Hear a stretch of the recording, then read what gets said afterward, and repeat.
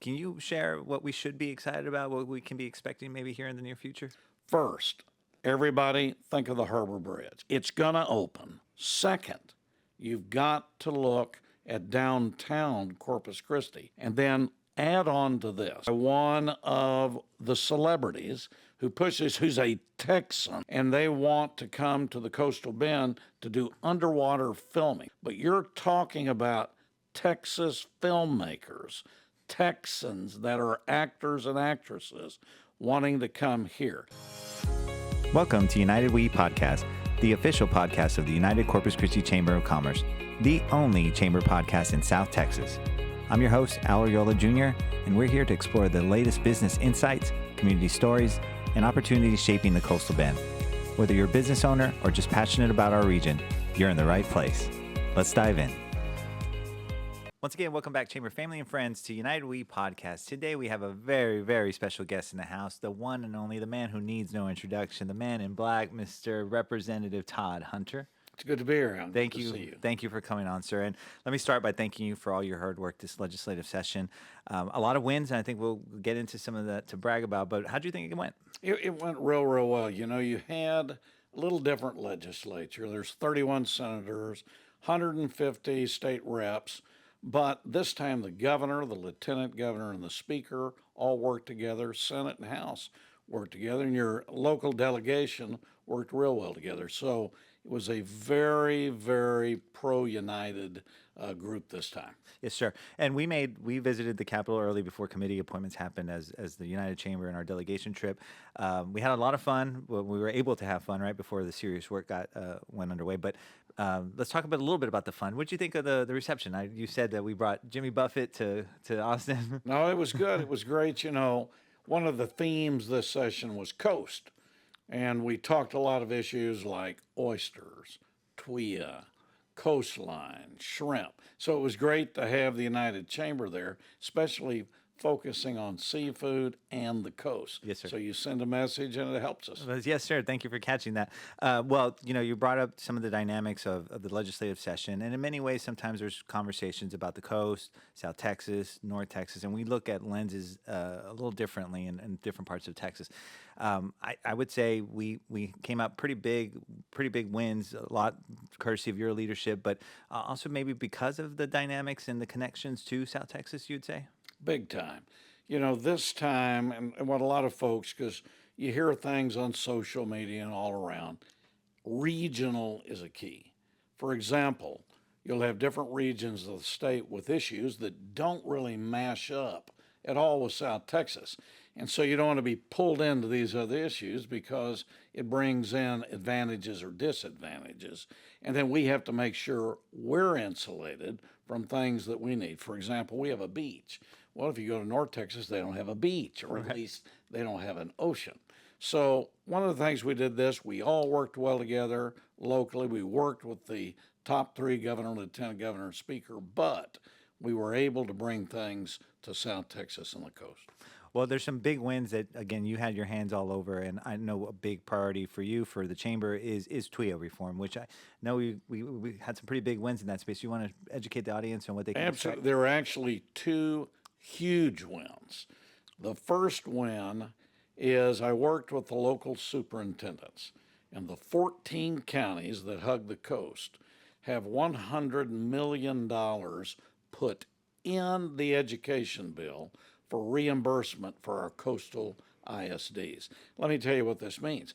A lot of the school districts in this state don't pay windstorm, and it almost bankrupts our school districts. So we now have the money. I spearheaded that. We worked with the delegation. We worked with the coast. So you have $100 million to reimburse our schools. And that's good because that helps the taxpayers. That helps the chamber members. Secondly, something the chamber's been working with for many, many years, TWIA fix. Not TWIA reform, TWIA fix. So we finally got a comprehensive, joined by the Senate and the House, to fix TWIA.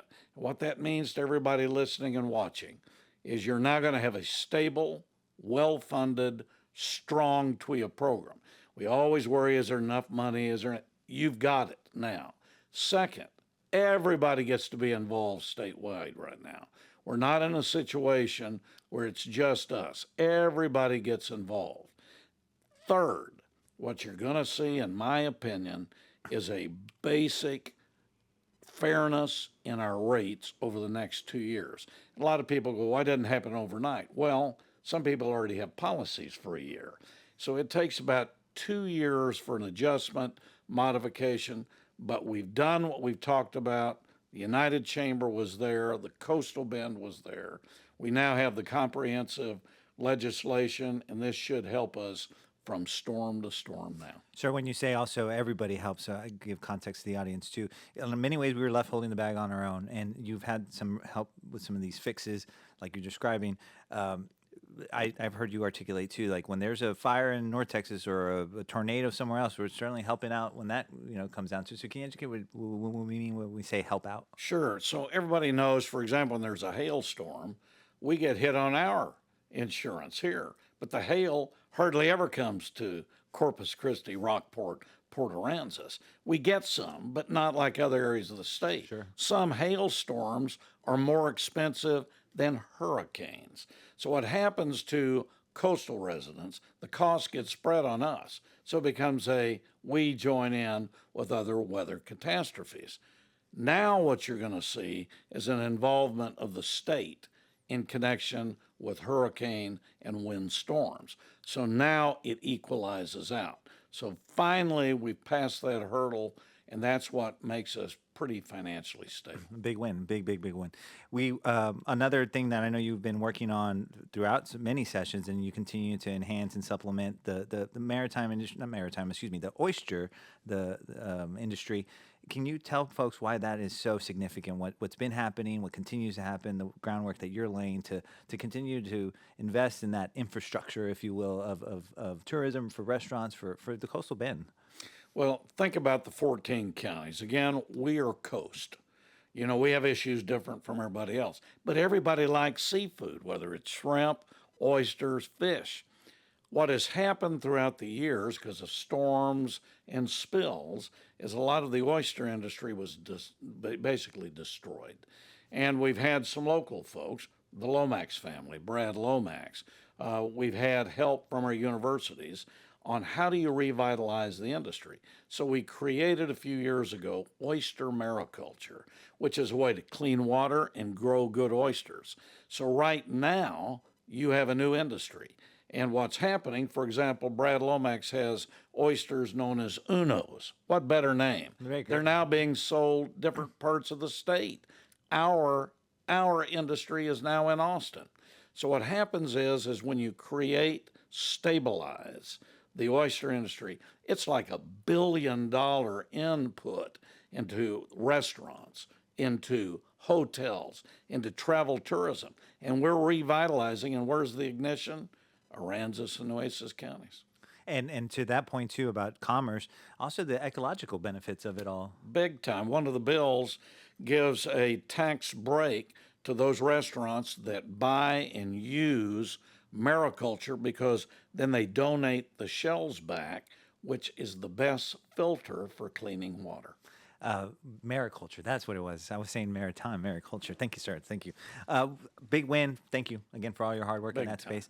Something I know we're incredibly excited about. We've dabbled in our past with folks visiting us in the Bay to capture film opportunities. Remember, once upon a time, Pearl Harbor was filmed here. Everybody still certainly is proud of the legend of Billie Jean. So we've had our space. We've had our wins. You gave us a really, really big win, big opportunity, big conversation that you're pushing forward here in the Coastal Bend, especially in the Coastal Bend. Can you share what we should be excited about, what we can be expecting maybe here in the near future? Well, I want to give everybody a visual of where I look at our Coastal Bend. This isn't thinking. This is what I think is going to happen. First, everybody think of the Harbor Bridge. It's going to open. Yes, sir. It'll probably be sometime this summer. That will be a postcard. That will be evacuation. That will be transportation. That will put us on the map again. Second, you've got to look at downtown Corpus Christi. It's about to be revitalized. We were able to get an appropriation to revitalize history of Corpus Christi, and that's the Ritz Theater. That is coming to revitalize. So you're going to see a postcard of a giant bridge. You're going to be seeing a giant revitalization of downtown, and then add on to this. There was legislation that was spearheaded by Senator Joan Huffman and the Lieutenant Governor, and I will compliment both of them. They were champions of this. The Speaker of the House and myself took it upon us in the House. And this is the moving image or the moving film industry. And what it is it sets the rules in Texas for how films are going to be made. And we have Texans pushing Texas product. For example, I've already been contacted by one of the celebrities who's a Texan, and they want to come to the Coastal Bend to do underwater filming. There's apparently a handful of underwater camera machines, and they want to come here. They're looking at Rockport Fulton, Corpus Christi, Port Aransas, San Patricio, Calhoun, Aransas, Nueces. Look at these counties. But you're talking about Texas filmmakers, Texans that are actors and actresses wanting to come here.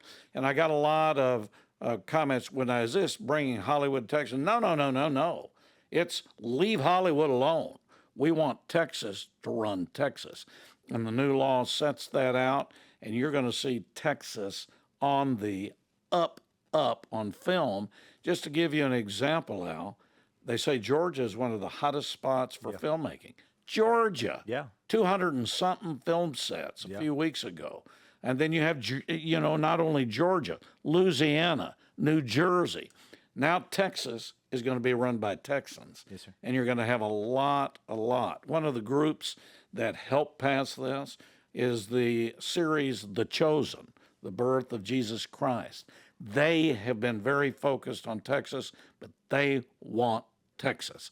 So what you're about to see is that bridge, revitalization, and filmmaking sets all throughout our area. It's very exciting times, very exciting. Well, you brought up the Georgia, and I know you're a big Marvel fan too. A lot of those movies were filmed in Georgia, and so I can only imagine the opportunities that are coming our way too. Why do you want to film the Alamo in another state, or you have to make a fake Alamo? Let's do it where it exists in Bexar County.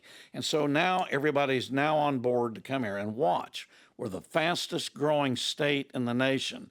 Everybody's coming here. We should be able to do our own thing. Yes, sir. Very much so. That we're super proud of. We also obviously we've noted TWIA and also the school districts. Any other kind of big wins you feel we want to share? Well, one of the things that we have done is I want to tell everybody about Nueces. You're going to be seeing a lot of help to the Marine Science Institute in Port Aransas. And, Texas A&M Corpus Christi and the UT Marine Science Institute, we're about ready to start Shark Week. And where do you think a lot of that is filmed? With those two groups. So we're starting to see funding focus for those areas, and particularly in the Port Aransas. Very, very good. Rockport, Fulton, we were able to bring $1.8 million to the Texas Maritime Museum, focusing on the maritime industry, our identity, our character, our heritage. So what you're about to see is a new focus, a basic new emphasis on coastal travel tourism right here. We love that, especially here at the Chamber. Those opportunities are boundless right now, and there's certainly a workforce gap that they still need to fill for maritime. So getting it out there, educating folks that this is here, this is real, this is going to keep growing.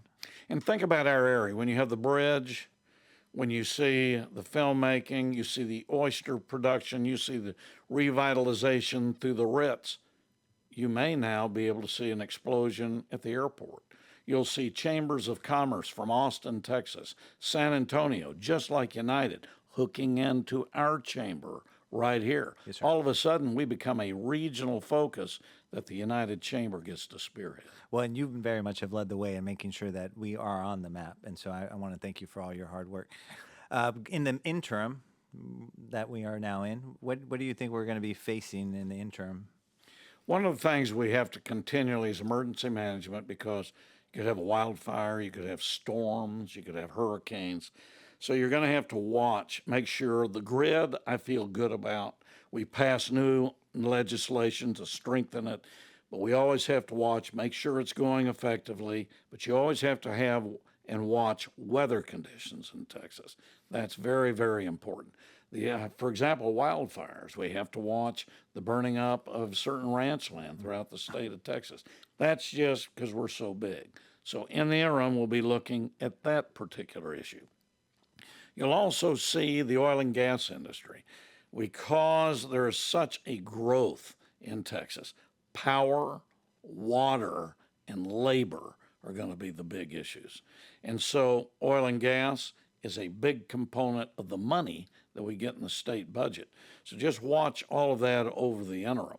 And by the way, as a side note, on the filmmaking, one of the new provisions is to incorporate community colleges and their colleges. Just think about all of this and how it's going to help our universities and colleges right here. And to your point, is creating kind of like an ecosystem that we're educated and retaining our talent and showing them how to do this and keep it growing and keep it going. For those listening and watching, maybe now everybody will move back who left. Well, and that is this too. Your Chamber of Commerce, we set out every year to revisit our community impact goals, and that one keeps on rising to the top. Is retention of our own and trying to keep building our talent pool. And again, thank you for all your hard work in those spaces. You know, one thing that everybody needs to know, this time in the legislative session, the governor, the lieutenant governor, Speaker of the House, and both the Senate and the House actually worked as a team. And when you get that team effort and they're working pretty much together and communicating, you get a lot of good things. Coast and South Texas are going to gain. Well, we got a lot of good things, and of course, with your leadership and your help. And I don't think you're giving yourself enough credit that you're very much part of the big 4 or 5, so to speak, in this state that continue to move and shake for not only the coastal bend but for the entire state of Texas. So, again, sincerely, thank you for all your hard work. The big 3 that you mentioned, everybody working together. We're going, like we're talking about. We're in the interim. You shared some things that we need to maybe keep an eye on. Is there anything that you're hyper focused on now? We've got some big wins. What's the next big thing? Well, we got to watch what happens over the next year and a half. One of my concerns, and I'm sure everybody from the business as well as is property taxes and the tax structure in Texas.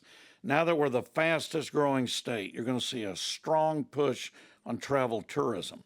We really do need to keep. We've made some good changes this time, and we've looked at the appraisal issues, but we do need to watch the tax system because a lot of people still suffer. A lot of it is still inconsistent.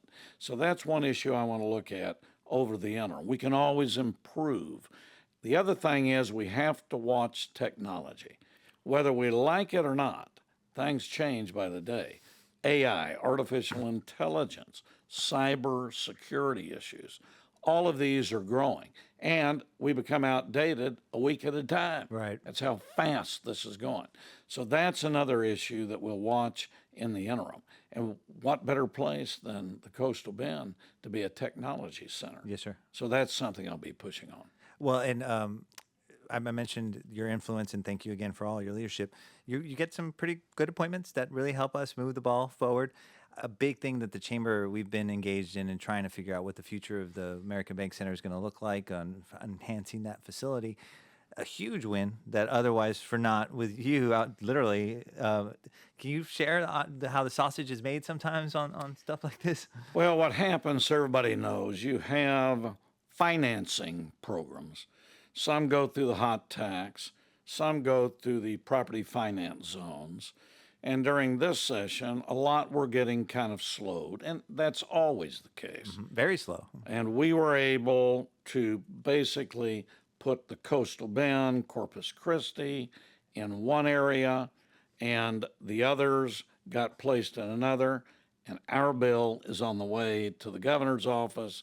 One of the other ones is on the way, but the one that had the most has been stalled.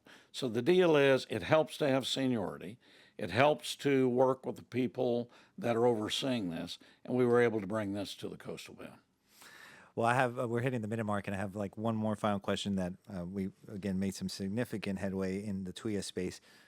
Are we done with black yet? Are we what? Are we done with black? No, I think we'll always be here.